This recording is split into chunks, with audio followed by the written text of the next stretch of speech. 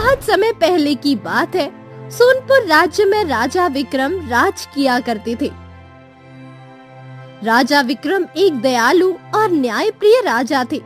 एक दिन राजा विक्रम अपने दरबार में बैठा हुआ था कि तभी एक गरीब किसान वहां आकर बोला, महाराज की जय हो। महाराज, मैं एक बूढ़ा गरीब किसान हूँ। मेरी फसल में अचानक आग लग गई और मैं बर्बाद हो गया। मेरी बिटिया का विवाह भी होने वाला था। अब समझ नहीं आता कि मैं उसका विवाह कैसे करूंगा। महाराज, चिंता मत करो, प्रजा की मदद करना एक राजा का कर्तव्य होता है। इतना बोलकर राजा विक्रम अपने मंत्री मान सिंह से बोला, मान सिंह, इस किसान को हमारे राज्य कोष से 20,000 स्वर्ण मुद्राएं दे दो।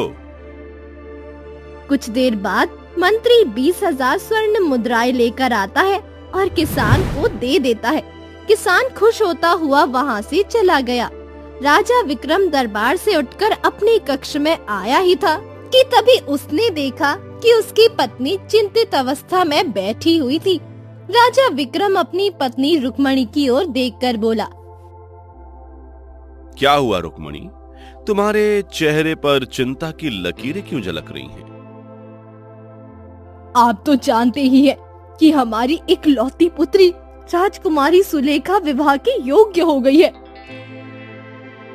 तुम चिंता क्यों करती हो? हम अपनी पुत्री का विवाह धूमधाम से करेंगे। तभी वहां पर राजकुमारी सुलेखा आकर अपने पिता से बोली, पिताजी, मैं शादी अपनी ही मर्जी से करूंगी और शादी के लिए मेरी एक शर्त है। कैसी शर्त? मैंने वो शर्त माँ को बता दिया है। राजकुमारी सुलेखा की शर्त ही मेरी चिंता का विषय है। पहेलियां मत बुझाओ रुक्मणी, साफ साफ बोलो, आखिर राजकुमारी सुलेखा की ऐसी क्या शर्त है जिसने तुम्हें चिंता में डाल दिया है?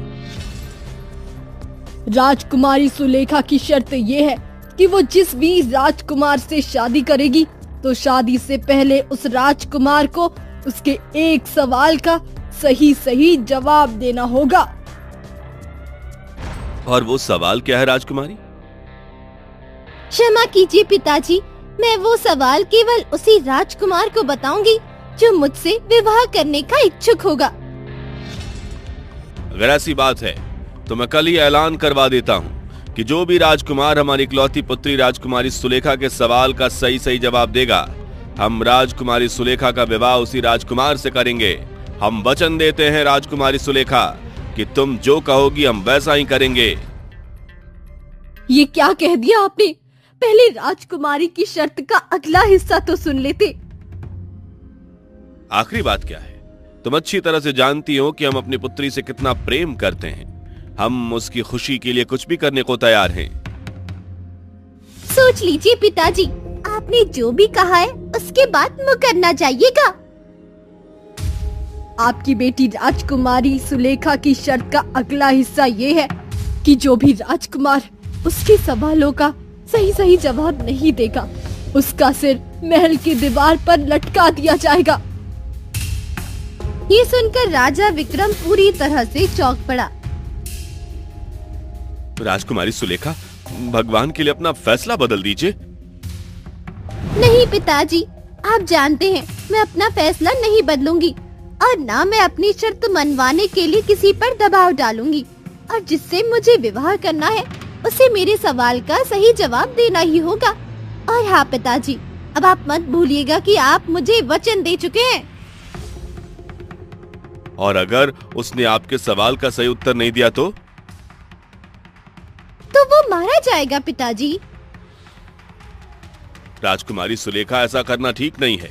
इस तरह से लोग हमारे दुश्मन हो जाएंगे। कोई दुश्मन नहीं होगा पिताजी।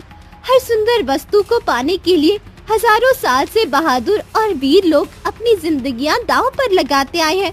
और मैं भी मामूली नहीं हूँ कि कोई भी मेरी मांग में सिंदूर भरकर बड़ी आसानी से मुझे अपनी पत्नी बनाकर महल में ले जाएगा। इतना बोलकर राजकुमारी सुलेखा घमंड में चोर अकड़ती हुई कक्ष से बाहर चली गई।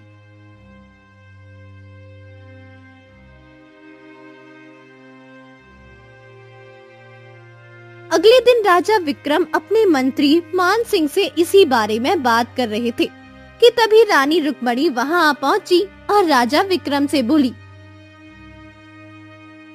क्या वास्तव में राजकुमारी सुलेखा की बात मानेंगे? रुक्मणी, अब राजकुमारी सुलेखा की बात मानना हमारी मजबूरी है। हमारी गलती थी कि हम उसकी पूरी बात सुनने से पहले ही उसे वचन दे बैठे, और तुम जानती हो कि वचन हम नहीं तोड़ते। जाओ मान सिंह, आसपास के राज्यों में ऐलान कर दो कि जो भी राजकुमारी सुलेखा के सवाल का जवाब देगा वही राजकुमारी सुलेखा के गले में वरमाला पहनाएगा, परंतु जवाब न दे पाने की सूरत में उसकी मौत पक्की है। राजा मान सिंह ने आसपास के राज्यों में ठीक वैसा ही ऐलान करवा दिया जैसा कि राजा विक्रम ने करने के लिए कहा था। कुछ दिन बाद वीर गणराज्य का राजकुमार अभिमन्यु राजा विक्रम के दरबार में आ पहुंचा। महाराज, मैं आपकी पुत्री से विवाह करना चाहता हूँ। मैंने उसकी सुंदरता के चर्चे काफी सुन रखे हैं। ठीक से सोच लो राजकुमार, अगर तुम राजकुमारी सुलेखा के सवाल का उत्तर नहीं दे पाए तो तुम्हारी मौत पक्की है। महाराज, ऐसा कोई सवाल ही नहीं जिसका जवाब मुझे ना मालूम हो। राजकुमार अभिमन्यु की बात सुनकर राजा विक्रम ने तुरंत अभिमन्यु को रानी सुलेखा के कक्ष में पहुंचा दिया। आपकी सुंदरता के चर्चे सुन रखे थे और आपको देखकर विश्वास हो गया कि वो गलत नहीं थे। अब तो मैं विवाह आपसे ही करूंगा। पहले मेरे सवाल का उत्तर तो दीजिए। पूछिए राजकुमारी। क्या तुम बता सकते हो कि कर्ण ने चंद्रिका के साथ क्या किया? ये कर्ण कौन है और चंद्रिका में कुछ समझा नहीं। तुम मुझसे सवाल नहीं कर सकते, बल्कि तुम्हें मेरे सवाल का जवाब देना होगा। ये तो बड़ा ही अटपटा सवाल है। सैनिकों, जल्दी से यहाँ पर आओ। तभी वहाँ पर 2 सैनिक आ पहुँचे। इसे पकड़ के ले जाओ और इसका सिर काटकर महल की बाहर की दीवार पर लटका दो। मुझ पर दया कीजिए राजकुमारी सुलेखा। हमें गिड़गिड़ाने वाले लोग बिल्कुल भी पसंद नहीं है। सैनिक तुरंत राजकुमार अभिमन्यु को वहां से लेकर चले जाते हैं और उसका सिर उसके धड़ से अलग करके महल की दीवार पर लटका देते हैं। कुछ ही दिनों में राजकुमारी सुलेखा ने बहुत से नौजवान राजकुमारों को मौत के घाट उतरवा दिया और उन सबके सिर महल में टंगवा दिए।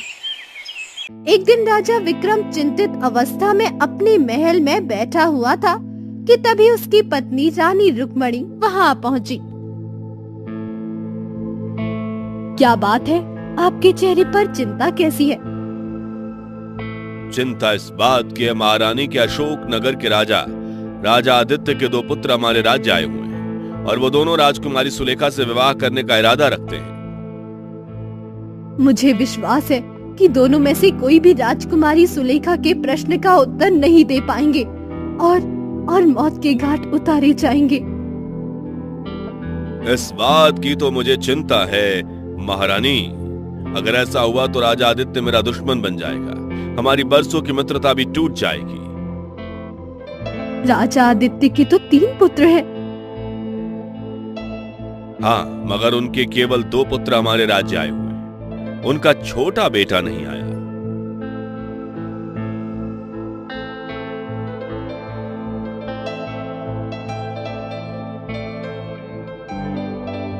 अगले दिन राजा आदित्य के 2 बेटे राजकुमार अर्जुन और राजकुमार वीरेंद्र महल में आ पहुँचे। राजकुमार अर्जुन राजा विक्रम से बोले, महाराज, हम दोनों भाई अशोक नगर के राजा आदित्य के पुत्र हैं। हम जानते हैं, लेकिन शायद आने से पहले तुमने महल के बाहर टंगे हुए राजकुमारों के सर नहीं देखे हैं महाराज, और हमें यह भी पता है जो भी आपकी पुत्री के सवाल का जवाब नहीं दे पाता वो मौत के घाट उतार दिया जाता है। मगर हम दोनों भाइयों को विश्वास है कि हम दोनों में से कोई ना कोई उनके प्रश्न का उत्तर जरूर दे देगा। लेकिन शायद तुम भूल गए कि अगर तुम दोनों में से कोई भी उसके प्रश्न का उत्तर नहीं दे पाया तो उसकी मौत पक्की है। महाराज, सबसे पहले राजकुमारी सुलेखा के कक्ष में मैं जाऊंगा। मुझे विश्वास है कि मेरे छोटे भाई राजकुमार वीरेंद्र को जाने की आवश्यकता नहीं पड़ेगी। राजकुमारी के प्रश्न का जवाब मैं ही दे दूंगा। राजा विक्रम ने उन दोनों को बहुत समझाने की कोशिश की, मगर उन दोनों ने उनकी बात नहीं मानी। मजबूर होकर राजा विक्रम ने राजकुमार अर्जुन को राजकुमारी सुलेखा के कक्ष में पहुंचा दिया, मगर राजकुमार अर्जुन राजकुमारी सुलेखा के प्रश्न का उत्तर ना दे सका। राजकुमारी सुलेखा ने दूसरे भाई राजकुमार वीरेंद्र को भी अपने कक्ष में बुला लिया, मगर वीरेंद्र भी उसके प्रश्न का उत्तर ना दे सका। राजकुमारी सुलेखा अपने सैनिकों से बोली, ले जाओ दोनों भाइयों को और उनके सिर काटकर महल की दीवार पर लटका दो। सैनिकों ने ठीक वैसे ही किया। कुछ ही देर में ये खबर अशोकनगर राज्य में जंगल की आग की तरफ फैल गई। राजा आदित्य अपने महल में गुस्से से आग बबूला हो उठा और अपने मंत्री चरण सिंह से बोला, आखिर राजा विक्रम की पुत्री अपने आप को समझती क्या है? उसने मेरे जवान पुत्रों का सर काटकर अपने महल की दीवार पर टंगवा दिया। परंतु महाराज, राजा विक्रम तो आपके मित्र हैं। बकवास बंद करो मंत्री चरण सिंह। उसकी पुत्री ने मेरे 2 जवान पुत्रों को मरवा दिया और तुम्हें अभी भी लगता है कि मैं मित्रता निभाऊंगा? मैं राजा विक्रम के राज्य को अपने पैरों तले कुचल दूंगा और राजकुमारी सुलेखा को ऐसी भयानक मौत दूंगा कि उसकी आने वाली 7 पीढ़ियां तक याद रखेगी। तभी वहाँ पर राजा आदित्य का सबसे छोटा पुत्र अशोक आ पहुँचा और आंखों में आंसू लिए हुए। पिताजी, आपको राजा विक्रम के राज्य पर आक्रमण करने की कोई आवश्यकता नहीं। अपने दोनों सगे भाइयों की मौत का बदला मैं लूंगा। मैं राजकुमारी सुलेखा के सवाल का जवाब देकर उसे अपनी पत्नी बनाकर इस राज्य में घसीटते हुए आपके पैरों के नीचे डाल दूंगा। उसके बाद आपकी जो मर्जी, आप उसको सजा देना। नहीं अशोक, मैं अपने 2 पुत्रों को खो चुका हूं। तुम मेरे आखिरी पुत्र बचे हो, तुम्हें नहीं खो सकता। मुझ पर भरोसा कीजिए पिताजी, मुझे कुछ नहीं होगा। पिताजी विश्वास कीजिए, जब मुझे पता चला मेरे दोनों बड़े भाई सोनपुर राज्य की ओर राजकुमारी सुलेखा से विवाह करने के लिए जा रहे हैं, तब मैं उन्हें बहुत समझा चुका था, परंतु उन दोनों ने मेरी बात नहीं मानी। ठीक है अशोक, जैसी तुम्हारी इच्छा। हम उस दिन का बेसब्री से इंतजार करेंगे जब तुम राजकुमारी सुलेखा को हराकर हमारे महल के दरबार में उसे बंदी बनाकर खड़ा कर दोगे। अपने पिता की बात सुनकर राजकुमार अशोक तुरंत अपने महल से निकल गया और घोड़े पर बैठकर अपने घोड़े का रुख सोनपुर राज्य की ओर कर लिया। इधर राजकुमारी सुलेखा रात के समय अपने महल की छत पर बैठी हुई चंद्रमा को निहार रही थी कि तभी वहाँ पर काला धुआं फैलने लगा। मगर राजकुमारी सुलेखा उस काले धुएं को देखकर जरा सी भी घबराई नहीं। अचानक उस काले धुएं ने एक पुरुष की आकृति धारण कर ली। अचानक वो काला धुआं एक पुरुष में परिवर्तित हो गया। वो काला धुआं रहस्यमय पुरुष में परिवर्तित होते ही राजकुमारी सुलेखा की आंखों में आंखें डालकर देखने लगा। राजकुमारी सुलेखा किसी सम्मोहित मनुष्य की तरह हो गई। मैं तुम्हारा ही इंतजार कर रही थी। मुझे विश्वास है कि आज भी कोई राजकुमार तुम्हारे सवाल का जवाब नहीं दे सका होगा। नहीं। अब बस तुम्हें एक राजकुमार के सवाल को और पूछना होगा। मुझे विश्वास है कि राजकुमार भी तुम्हारे सवाल का जवाब नहीं दे पाएगा। उसके बाद क्या करना है या मैं तुम्हें बताऊंगा। इतना बोलकर उस रहस्यमय पुरुष की आंखें रंगी बिरंगी किरणों के साथ चमकने लगी। राजकुमारी सुलेखा उसकी आंखों में खोने लगी, मगर राजकुमारी सुलेखा और वो रहस्यमय पुरुष इस बात को नहीं जानते थे कि कोई दूर खड़ी हुई एक स्त्री उन दोनों को बहुत गौर से देख रही थी। इधर राजकुमार अशोक सोनपुर राज्य की सीमा पर खड़े होकर अपने आप से बोले, राजकुमारी सुलेखा कौन सा सवाल पूछती है आज तक? किसी को नहीं पता, क्योंकि जिसको पता होता है वो किसी को बताने के लिए जीवित नहीं बचता। मेरा राजकुमारी सुलेखा से मिलने से पहले उस सवाल का जवाब जानना बहुत ही जरूरी है, और उसका जवाब जानने के लिए मुझे एक आम युवक बनकर सोनपुर में किसी के घर पर रहना होगा। इतना बोलकर राजकुमार अशोक ने साधारण मनुष्य वाले वस्त्र धारण कर लिए और अपने घोड़े पर बैठकर सोनपुर राज्य में घूमने लगे। रात के समय एक बूढ़े की नजर अचानक राजकुमार अशोक पर पड़ी। वो बूढ़ा व्यक्ति राजकुमार अशोक से बोला, कौन हो तुम? तुम तो सोनपुर राज्य के नहीं लगते हो। आपने सही कहा बाबा, मैं एक व्यापारी हूँ, दूसरे राज्य से अपना माल बेचकर आ रहा हूँ, कुछ दिन आराम करना चाहता हूँ। क्या कोई यहाँ पर सराय है? नहीं बेटा, इस राज्य में सराय हुआ करती थी, परंतु राजकुमारी सुलेखा के अत्याचार की वजह से अब बाहरी राज्य का कोई भी व्यक्ति डर की वजह से इस राज्य में नहीं टिकता। ये तो बहुत ज्यादा दिक्कत है, अब मैं कहां रहूंगा? चिंता मत करो बेटा, मैं अतिथियों को भगवान मानता हूं। तुम तब तक मेरे घर पर रहो, शक्ल से तुम भूखे भी लग रहे हो, चलो मेरे साथ आओ।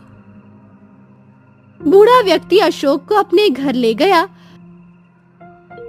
कुछ देर बाद वो बूढ़ा अशोक से बहुत घुल मिल गया। अशोक मुस्कुराते हुए उस बूढ़े व्यक्ति के साथ उसके घर पर बैठकर ही भोजन कर रहा था। तुम देखने में बहुत अच्छे परिवार के लगते हो, तुम्हारी जब तक मर्जी चाहे तब तक तुम मेरे घर पर रह सकते हो। क्या आप अपने घर पर अकेले रहते हैं? अरे नहीं, पहले मैं राजा विक्रम के बगीचे में काम करता था, पर अब नहीं करता। मेरी बेटी पुष्प लता अब राजमहल में काम करती है। अब तुम सो जाओ, तुम काफी थके हुए हो। वैसे मैंने तुम्हारा घोड़ा घर के बाहर ही बांध दिया है। कुछ ही देर में अशोक गहरी नींद में सो गया। अशोक के सोते ही उस बूढ़े व्यक्ति की इकलौती पुत्री पुष्पलता वहां पर आ गई। अपने घर पर एक सुंदर नवयुवक को देखकर वो अपने पिता से बोली, पिताजी, ये सुंदर युवक कौन है? ये व्यापारी है बेटी, दूर से माल बेचकर हमारे राज्य में कुछ दिन आराम करने के लिए सराय की तलाश में भटक रहा था। तुम तो जानती हो कि इस समय हमारे राज्य में क्या चल रहा है। इसे यहाँ ले आया, कुछ दिनों तक हमारी साथ ही रहेगा। ये युवक तो बहुत ही सुंदर है, ना जाने क्यों पहली नजर में ही ये मेरे दिल में उतर गया। इतना बोलकर वो मुस्कुराती हुई अपने कक्ष की ओर बढ़ गई।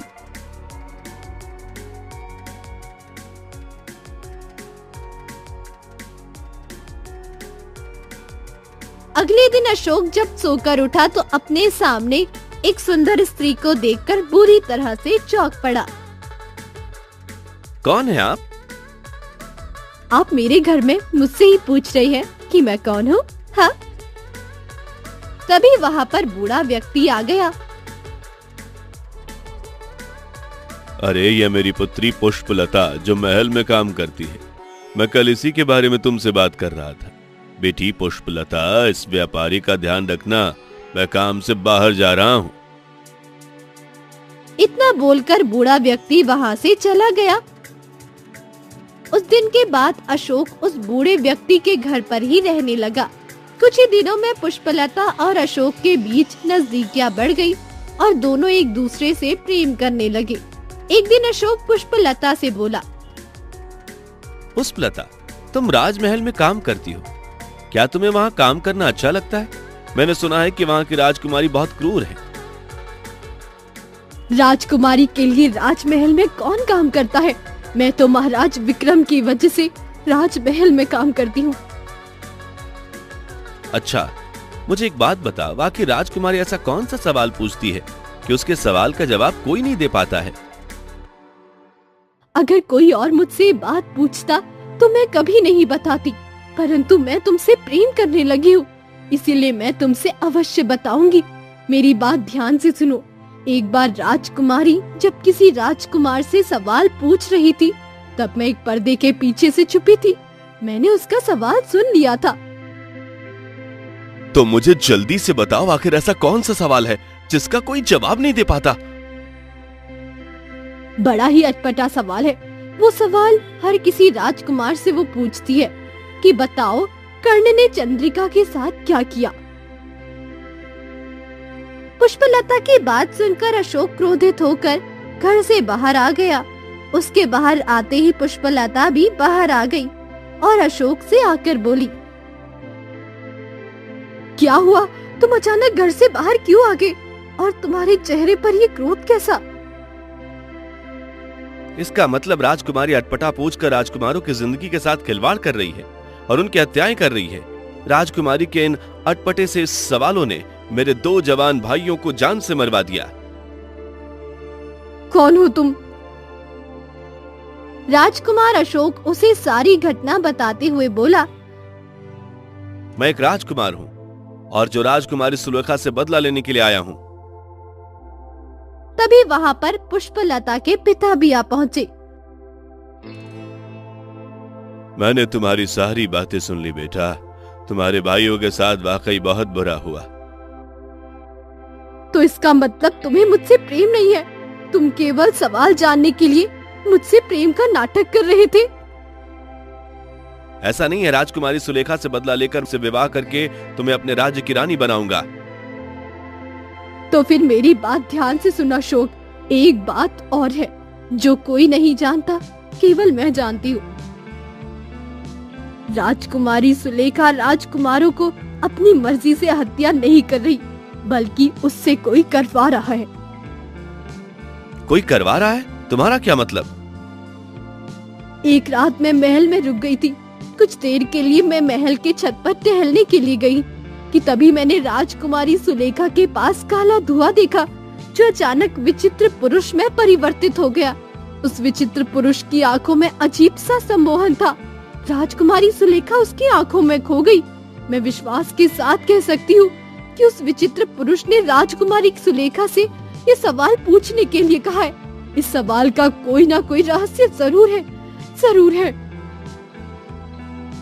यहाँ से कुछ दूर घने जंगल में एक साधु बाबा बैठते हैं। कहते उनके पास हर किसी सवाल का जवाब होता है। तुम्हें जाकर उनसे सहायता मांगनी चाहिए।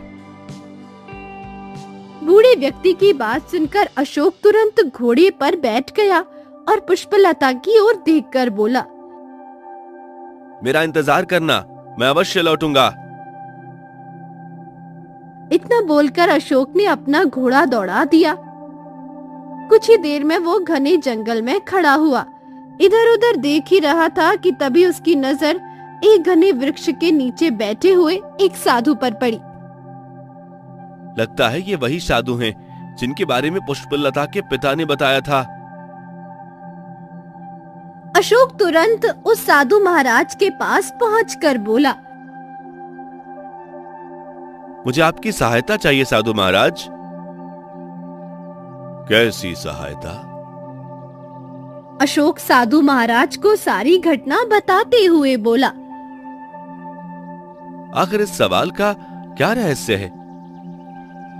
मैं भी चाहता हूं कि राजकुमारी सुलेखा को वो सजा मिले जिसे आने वाली पीढ़ियां याद रखें। जहां तक मैं जानता हूं तो यहां से बहुत दूर समुद्र तट के किनारे एक राज्य बसा हुआ है जिसका नाम है चित्रगढ़। राजा कर्ण और उसकी पत्नी का नाम चंद्रिका था से आपका क्या मतलब है?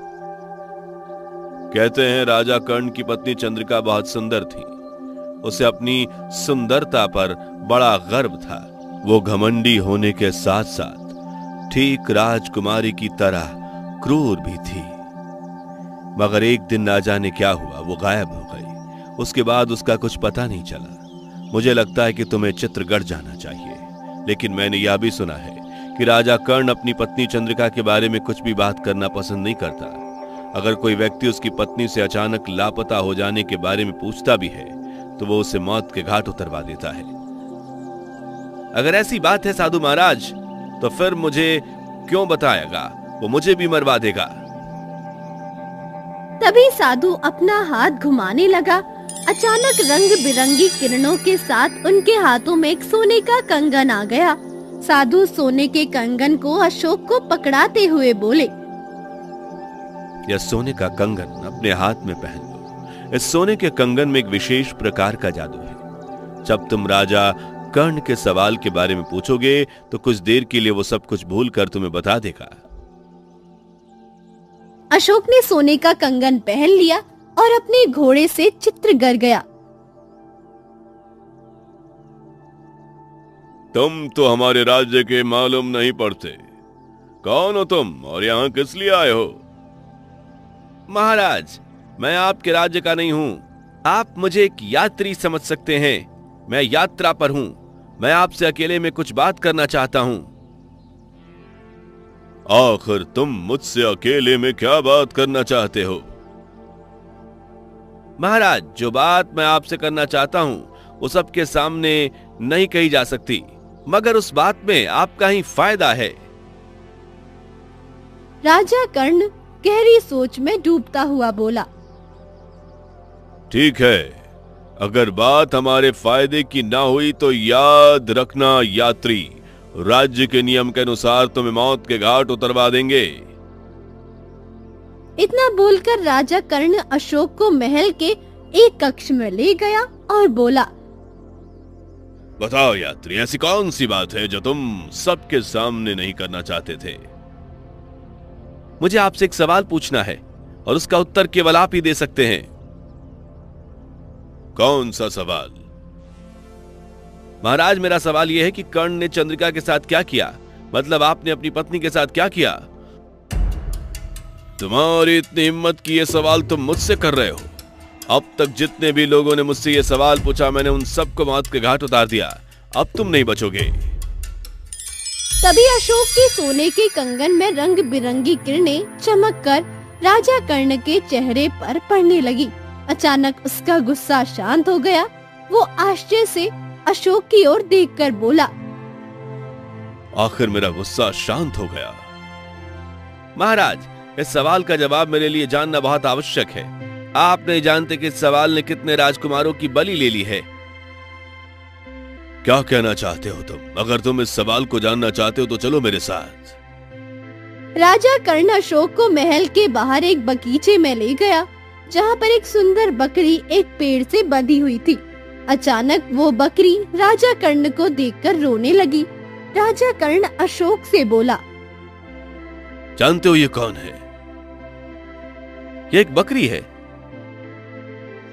ये बकरी नहीं, मेरी पत्नी चंद्रिका है। ये सुनकर राजा अशोक पूरी तरह से चौंक पड़ा। मेरी बात ध्यान से सुनो। कुछ वर्षों पहले की बात है, जब मुझे गुप्तचर ने सूचना दी कि मेरी पत्नी रात के समय जंगल स्थित एक बेहद प्राचीन मंदिर में किसी से मिलने जाती है। मैं अपनी पत्नी पर नजर रखने लगा। एक दिन मैंने देखा मेरी पत्नी रात को उठकर घोड़े पर बैठकर जंगल की ओर कहीं जाने लगी। मैं अपने महल से राजगुरु को लेकर अपनी पत्नी का पीछा करने लगा। मैंने देखा मेरी पत्नी प्राचीन मंदिर के अंदर घुस गई और राजगुरु मर्ग की खिड़की से अंदर झांकने लगे। मैंने देखा मंदिर के अंदर दो रहस्यमयी व्यक्ति काले कपड़े पहने हुए खड़े थे। उनमें से एक व्यक्ति ने मेरी पत्नी का हाथ पकड़ा हुआ था। यह देखकर मैं आग बबूला हो गया। राजगुरु ने मुझे रोकने की बहुत कोशिश की, मगर मेरे सिर पर खून सवार था। मैं तुरंत वहां पहुंच गया और वहां पहुंचकर मैंने उनमें से एक व्यक्ति का सर धड़ से अलग कर दिया, जिसने मेरी पत्नी का हाथ पकड़ने की जरूरत की थी। यह देखकर उसके बगल में खड़ा हुआ दूसरा व्यक्ति वहां से भाग खड़ा हुआ। मेरी पत्नी वहां पर अचानक मुझे देखकर बुरी तरह से आश्चर्य में पड़ गई। वह रोने लगी। चंद्रिका का कहना था कि उसे कुछ भी याद नहीं है कि वह यहाँ पर क्यों आई। मेरे महल के राजगुरु कुछ शक्तियों के मालिक थे। उन्होंने उसी समय उस अपनी शक्तियों से पता किया और मुझे जो बताया वो चौंकाने वाला था। राजगुरु ने बताया कि जिस व्यक्ति को मैंने मारा है वो जादूगर था और जो व्यक्ति भागा वो उसका भाई था। फिर क्या हुआ महाराज?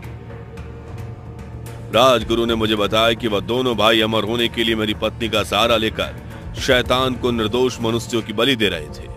उस मंदिर में सैकड़ों इंसानी कंकाल भी भरे पड़े हुए थे।